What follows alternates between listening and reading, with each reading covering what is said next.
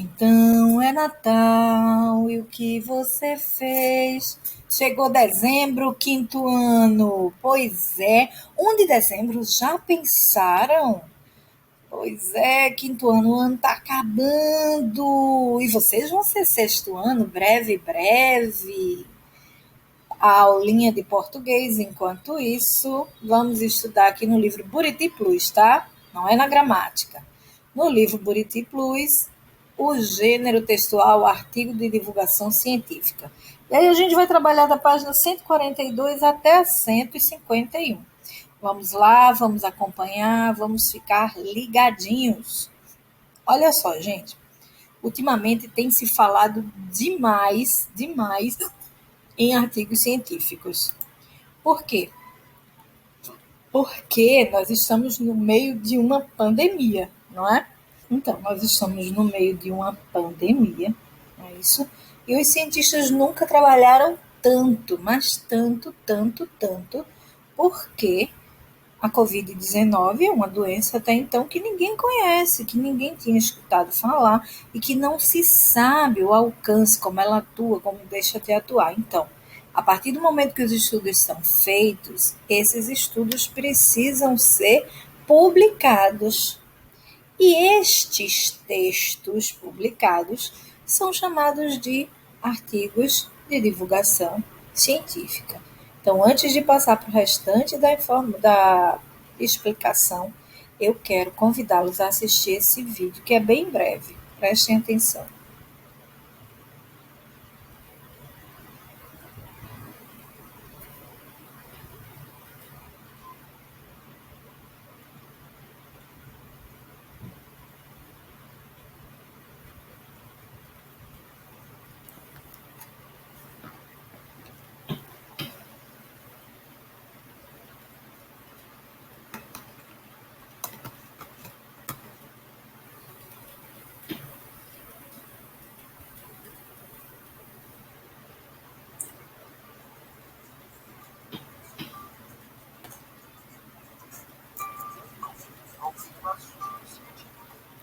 Para esse vídeo, hoje eu trouxe para a gente de exemplo um texto de divulgação científica que fala sobre a Amazônia. A Amazônia é uma floresta bem grande na América do Sul, que tem sua maior parte no nosso país, lá no norte do Brasil. Vamos ler o texto que eu trouxe hoje, prestando atenção nos dados, no assunto que ele está trazendo para a gente, e depois vamos tentar analisar ele e compreender o que faz dele um texto de divulgação científica. Bom, o texto começa desse jeito. A vegetação do bioma Amazônia se divide em três: mata de terra firme, mata de várzea e mata de igapó. As matas de terra firme ficam mais no alto, portanto não são inundadas por água. As matas de várzea representam áreas inundadas durante alguns períodos do ano. Já as matas de igapó ficam num nível mais baixo, por isso apresentam-se inundadas praticamente durante todo o ano. Bom, com esse textinho a gente consegue perceber que o texto de divulgação científica é bem direto. A função do texto de divulgação científica é a de transmitir para a gente informações, dados, de maneira objetiva, de maneira clara. Além disso, o texto de divulgação científica trabalha sempre com dados que a ciência fornece. Ou seja, por mais que não sejam verdades incontestáveis, o texto de divulgação científica tem a função de apresentar para a gente assuntos científicos, coisas que a ciência comprovou ou estudos que estão se desenvolvendo, teses de pesquisadores, de professores, enfim. Bom, se a gente prestar atenção na foto do lado, a gente vai ver que existe uma grande área inundada por água. Essa foto é uma foto de uma região de Igapó, lá na Amazônia. Com essa foto, a gente consegue perceber que o texto que a gente acabou de ler é verdadeiro, já que nele a gente compreendeu que a Amazônia é dividida em três tipos de mata. A mata de igapó é aquela que fica num nível mais baixo. Essa foto é uma foto de mata de igapó, e como a gente pode ver, ela está inundada. Essa outra foto confirma ainda mais para a gente o que a gente acabou de ler no texto. Logo no comecinho a gente tem a frase: as matas de terra firme ficam mais no alto, portanto não são inundadas por água. Essa foto é uma foto de uma mata de terra firme na Amazônia. E como a gente pode perceber, como o texto de divulgação científica mostrou pra gente, ela não está inundada. Bom, nesse vídeo a gente falou sobre os textos de divulgação científica e percebemos que ele possui algumas características que o diferem de outros tipos de texto, como por exemplo poemas, manuais de instrução ou roteiros de teatro. Uma das características que a gente viu hoje sobre o texto de divulgação científica é que ele é bastante objetivo, ou seja, ele tem a função de transmitir para a gente informações científicas de maneira direta, de maneira clara. Outra coisa que a gente aprendeu hoje é que este tipo de texto precisa ser baseado em estudos, baseado em dados científicos. Por último, uma outra característica desse tipo de texto que a gente tem que estar sempre atento é que ele pode ser escrito por professores ou por pesquisadores, pessoas que têm a intenção de divulgar essa pesquisa para outras pessoas. Além disso, jornalistas também têm o costume de escrever textos de divulgação científica. Isso porque a função deles é justamente a de informar as pessoas sobre os assuntos que estão ocorrendo. Divulgar assuntos científicos faz parte do trabalho de um jornalista. Bom, eu vou ficando por aqui. Espero que você tenha compreendido o assunto desse vídeo. A gente se vê numa próxima aula. Pois é, ficou mais fácil de entender, não é mesmo? Partindo do princípio que já sabemos que o texto de divulgação científica não é escrito de qualquer forma, né? Não é escrito de qualquer maneira, não pode partir do princípio do achismo, não. Ele precisa ter uma pesquisa, ele precisa ser baseado em estudos anteriores. Então, na página 142, nós temos um texto que fala sobre a memória de cores das abelhas. E ele diz assim: com esse experimento, quisemos responder a uma pergunta. As abelhas são capazes de aprender padrões na distribuição de cores na natureza e lembrar-se desses padrões para descobrir quais flores são mais doces e nutritivas? Então vejam só, o estudo ele já parte de uma dúvida que precisa ser solucionada. Então, aí ele vai descrever o estudo feito, como ele colocou as abelhas, o tipo de abelhas, qual foi a sistemática que ele fez com as abelhas, como foi o primeiro teste, como foi o segundo, como foi o terceiro teste. Você vai ler com muita calma esse texto, tá? Vale a pena lembrar que fica claro para a gente que esse texto aí ele foi divulgado, veiculado em um site ou blog, tá certo? É um site, http tá?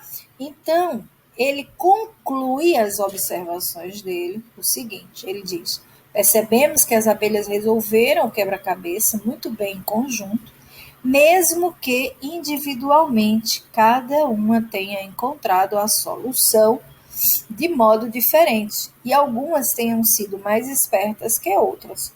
Concluímos que as abelhas podem resolver quebra-cabeças ao aprender regras complexas. Podem trabalhar juntas para memorizar um padrão, mas isso não significa que não tenham personalidade própria e gostos pessoais. Na vida real, então, elas podem trabalhar juntas para memorizar um padrão, mas isso não significa que não tenham nem personalidade própria e gostos pessoais.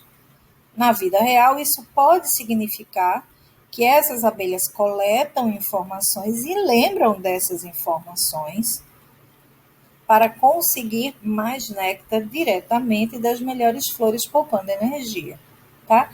Então, vejam só, esse texto aqui foi um texto de 2018, é um texto de divulgação científica, ou seja, é um texto que foi escrito por um estudioso, por um pesquisador, e foi escrito a partir das suas observações individuais acerca desse assunto, tá?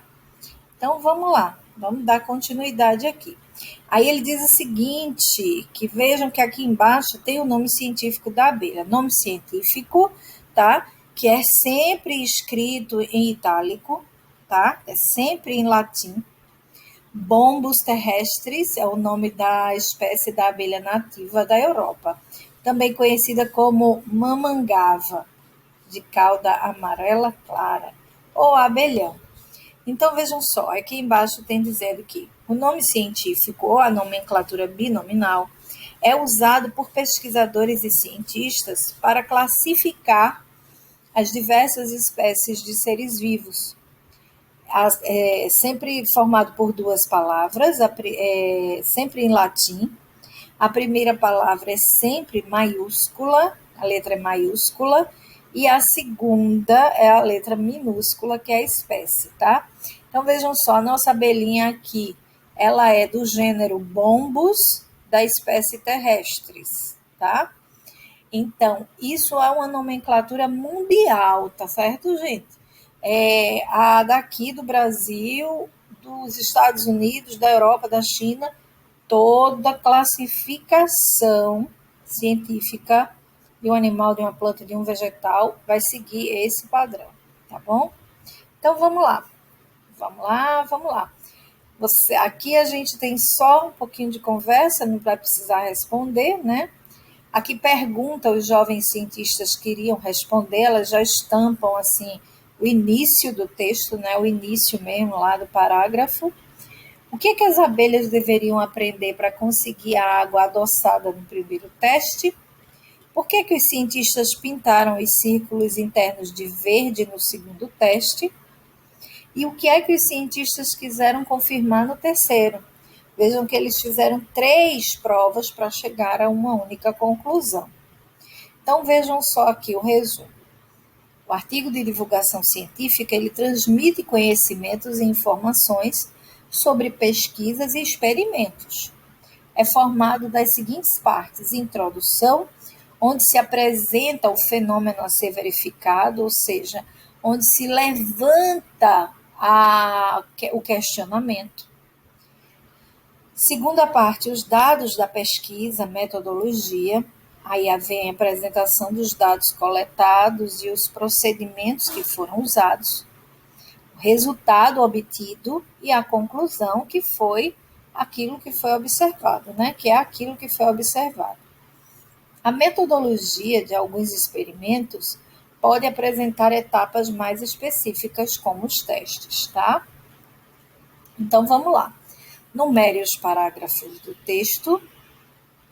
Você vai escrever quais são os parágrafos que correspondem a essas partes aí.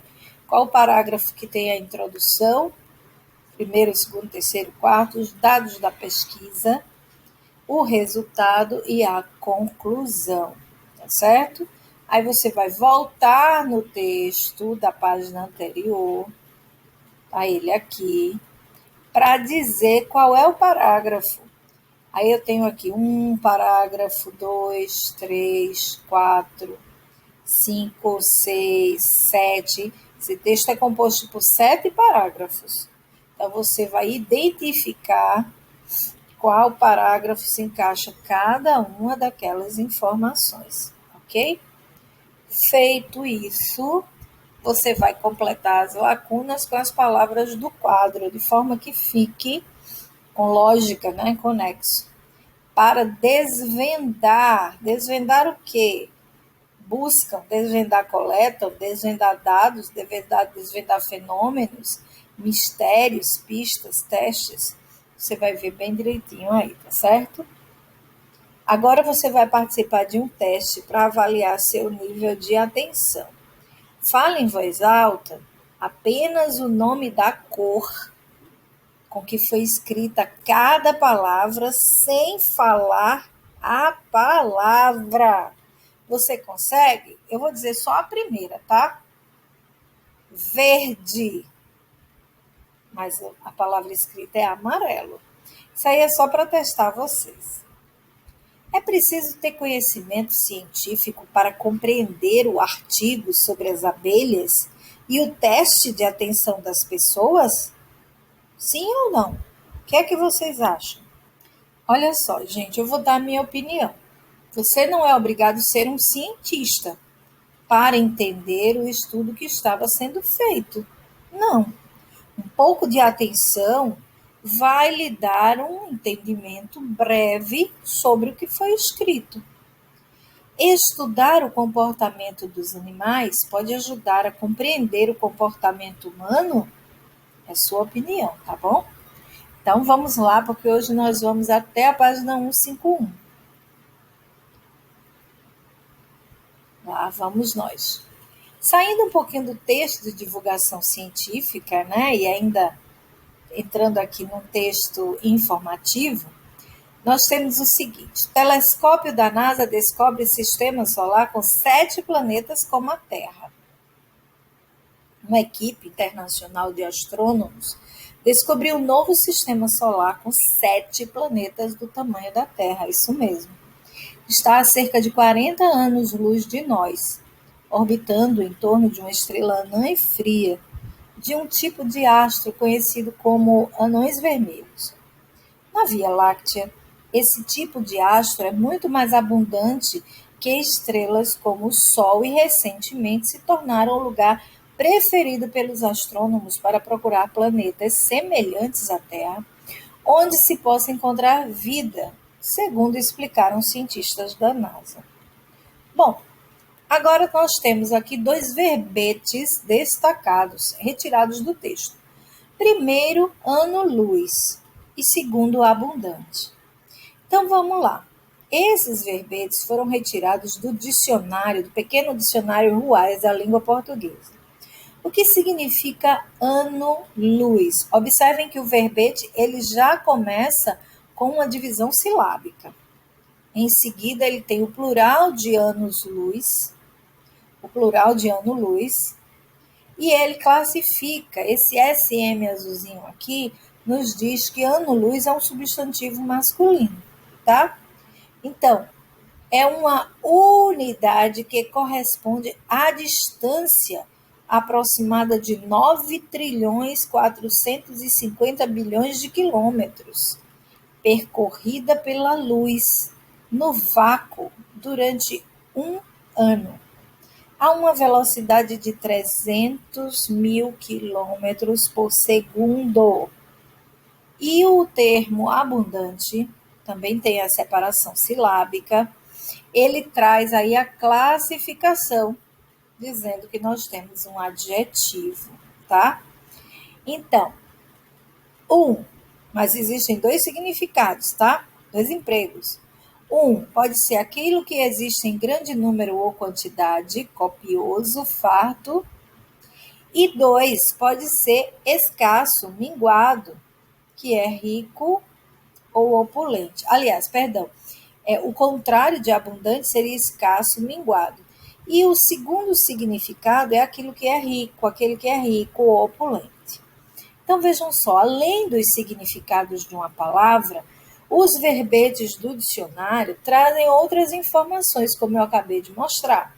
Trazem a divisão silábica, a sílaba tônica, podem trazer o plural, o gênero, pode trazer a pronúncia. Pois é. Sempre indicam a classe gramatical, se é substantivo, se é verbo, se é adjetivo, se é advérbio. E eles usam essas abreviaturas que estão aparecendo aí. Substantivo feminino, diminutivo, verbo, adjetivo, plural, substantivo masculino. André, só tem essas abreviaturas? Não, tá? Essas são algumas das. Até porque a gente não só tem essas classes gramaticais, são 10 ao todo, né? Então, pesquise no dicionário o significado destas abreviaturas e registre. Vejam só, meus amores, vocês têm dicionário, né? Nós pedimos na lista de material. Mas digamos que você não está com o seu dicionário agora, você pode entrar no Google e pesquisar essas abreviaturas, tá?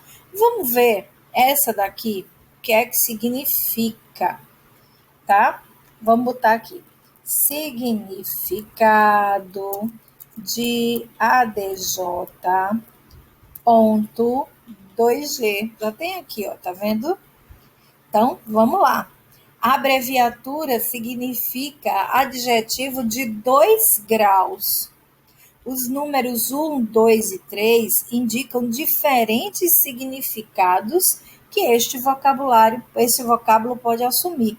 Então, voltando ao nosso texto aqui, voltando ao nosso verbete, vejam só, é o caso de abundante. Quando ele diz adjetivo 2G, eu já tinha dito a vocês que ele tem 2 significados possíveis. 1, aquilo que existe em grande número, e 2, aquele que é rico ou opulento, certo? Então, vamos lá. Complete cada coluna com as duplas de palavras abaixo de acordo com a pronúncia. Então, eu tenho palavras com o O fechado no singular e no plural, e palavras com o O fechado no singular, mas aberto no plural. Então, vamos ver. Olha, porco está fechado no singular. E no plural, porcos, aberto. Corpo, corpos, osso, ossos. Globo, não é globos, é globos. É fechado, tá? Moço, moços, rosto, rostos. Então, você vai ver quem é que está aí fechado no singular e fechado também no plural. E vai escrever na coluna correta, tá bom? Bom, aqui a gente tem uma página de dicionário cheia de verbetes, claro. Cada palavrinha dessa em negrito é um verbete. Observem que a página ela traz uma indicação aqui, esse CAR, laranjinha, né? Mostrando que as palavras dessa página começam com essas 3 letrinhas, sendo a primeira palavra da página caricatura. E a última palavra da página, carnê, como tem aí ao lado da caricatura, ok? Aliás, deixe-me ver. Porque aqui ele só tem uma parte da página, tá certo? Ele não está mostrando a página inteira, é só um trechinho. Bom, qual é o verbete que apresenta 4 significados que são muito diferentes entre si? Então, você vai ver aí, tem mais de um, inclusive, com 4 significados. Só que você vai ver se são significados muito diferentes, é o que ele está querendo, tá? Vamos ver um aqui de cara. Caritó. Pode ser uma casinha pobre, pode ser uma gaiola para prender caranguejo, pode ser uma prateleira e pode ser um quarto de guardar coisa velha. Caritó, 4 coisas diferentes. Agora, carmim. Carmim também tem 4 significados, tá? Mas olha, pode ser uma substância de cor forte, vermelho, pode ser uma cor corante, carmesim, pode ser dessa cor ou disse dessa cor. Então, meus amores, vejam só. No caso aqui, a nossa palavrinha vai ser caritó. O que é que significa FIG que aparece em caritó?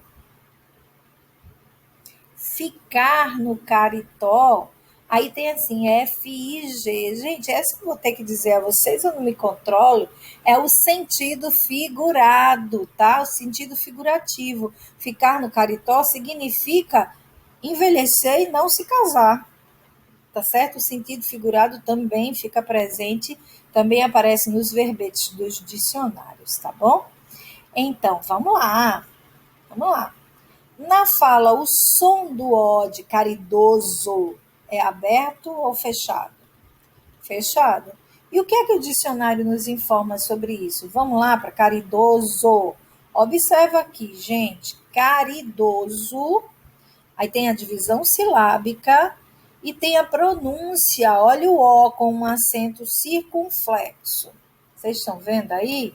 Ou ficou difícil? Deixa eu mostrar aqui para vocês, então.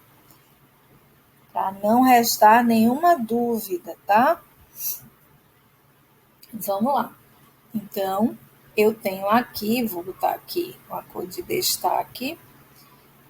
Olha, eu tenho aqui a palavra caridoso a separação silábica e observem a pronúncia.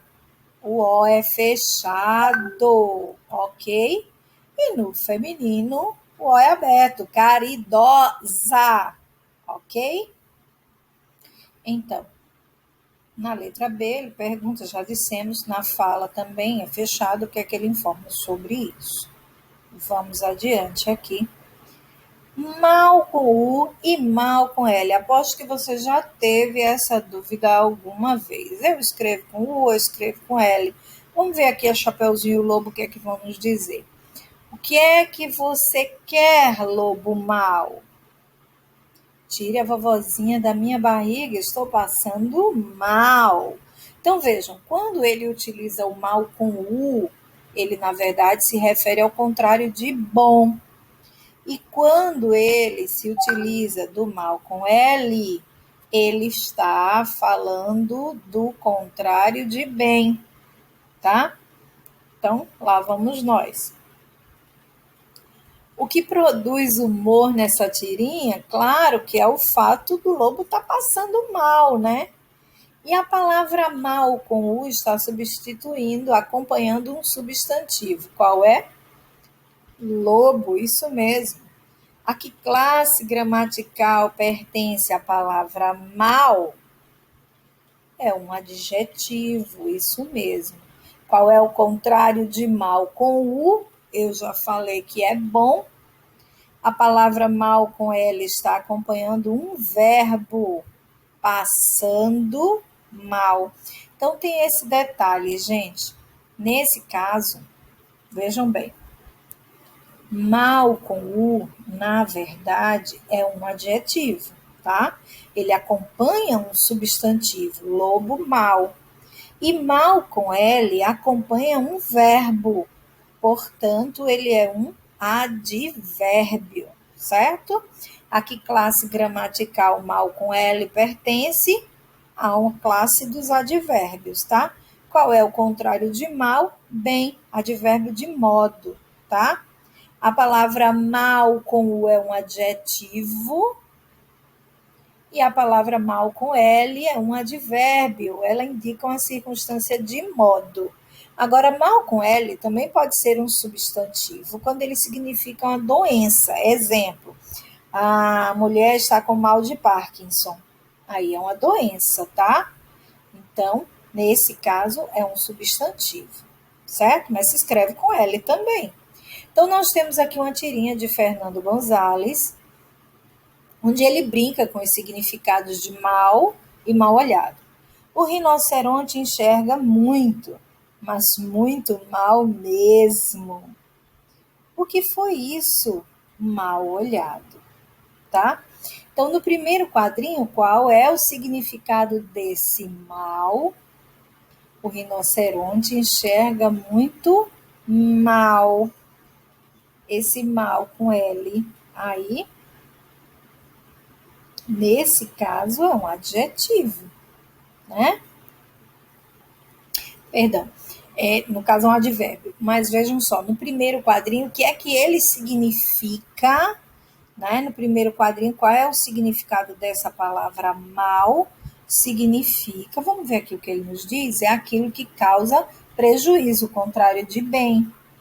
Já no segundo quadrinho, a palavra mal, tá? Com a palavra olhado, significa olhar de maneira ruim, transmitir azar para quem olha, de quem olha, né? Então, qual é o efeito que essas palavrinhas provocam? O efeito de humor. Qual delas é um advérbio? Mal com L é um advérbio, né? Complete agora com mal com L, mal com U ou males, que seria o plural, ok? Eu enxergo bem, então eu enxergo mal com L. Esse garoto foi muito bem nas provas, mal com L. Ah, bom que vem para males que vem para bem. O antônimo de mal com U é bom. O antônimo de bem é mal com L. Que brincadeira de mal com U, mau gosto. Estou de mal com L, que é o contrário de bem, ok? Então, vamos para a memória visual? Nas 7 frases dessa página, faltam as palavras mal com L, mal com U, a, substantivo, a, artigo, ou a, craseado, a preposição. Então, nas 4 tiras tem as respostas, mas só uma das tirinhas tem todas as respostas certas. E aí você vai descobrir a tirinha certa. Olha só, nós temos aqui as lacunas. Ele parece mal, mas é boa pessoa, tá? Então, qual é o contrário de bom? Mal com U. Então, você vai ver qual é a tirinha aí que vai completar corretamente os espaços. Se é a tirinha 1, 2, 3 ou 4, ok? Muito fácil, não é? Fácil mesmo, fácil demais. Ufa, pois é, quinto ano. Dezembro chegou e chegou com carga total. Hoje vimos aí o artigo de divulgação científica, né? Vimos aí os verbetes e vimos também da parte de ortografia o uso do mal com L e mal com U. Um beijo para vocês, até a próxima aula. Tchau, tchau.